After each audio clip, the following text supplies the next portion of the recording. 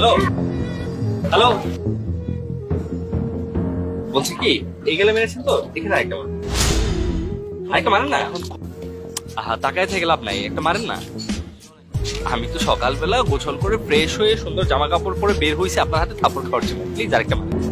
আমি আমি ভাত খেয়েছি, অনেক কষ্ট করে নিজের হাতে রান্না করে বাবাকে খাইয়ে দিয়ে আসছি, সবকিছু করছি, অফিস থেকে সবকিছু সুন্দর করে বের হয়েছি শুধুমাত্র আপনাদেরকে ইপটিজিং করার জন্য। আর এই ইপটিজিং করার ফলে আমার এই মাসিক যে একটা স্যালারি আসে, স্মার্ট স্যালারিটা এই ইপটিজিং এর ফলেই আসে।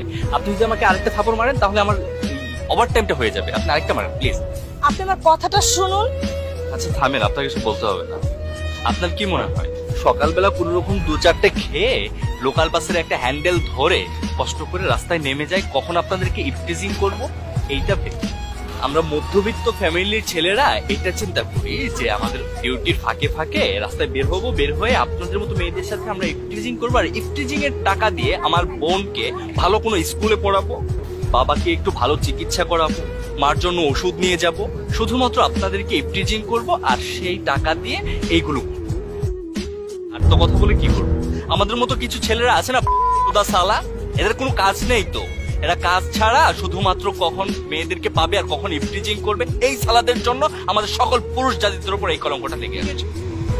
কি বলবো ম্যাডাম, আপনাদেরকে বলে তো কোনো লাভ নেই, আপনারা মেয়ে মানুষ তো, আপনাদের টেনশনটাই থাকে অন্য লেভেল, একদম নেগেটিভ সাইড। পজিটিভ সাইডে আপনারা কিচ্ছু ভাবতে পারেন না। আচ্ছা আপনি কি ভাবছেন যে আমি সকালে বের হয়েছি শুধুমাত্র আপনাকে ইপটিজিং করার জন্য, আপনার সাথে ইচ্ছে করে ধাক্কা লাগানোর জন্য?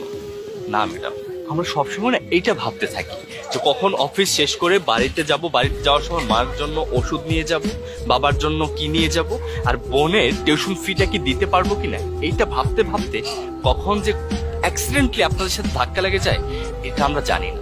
আর এই ঘটনাটা ঘটার ফলে আপনারা ভাবেন যে আমরা ইচ্ছাকৃত ভাবে আপনার সাথে ধাক্কা লাগিয়েছি, আমি একটা ফিল পেয়েছি, আপনারা টাকা দিবেন, সেটাই তো ভাবেন।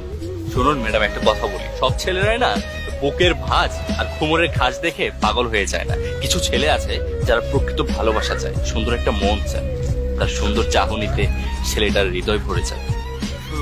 সব ছেলেদেরকে না কুকুর ভাববেন না, সব ছেলেরা কুকুর হয় না। আপনার সাথে একজন কুকুরের মতো আচরণ করেছে বলে আপনি সবাইকে কুকুর ভাবতে পারেন না, সবাই কুকুর না।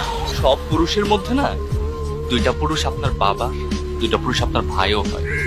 সবাইকে একটু ভাই বা বাবার নজরে দেখে, আর যারা কুকুরের মতো আচরণ করে তাদের সাথে কুকুরের মতো আচরণ করে।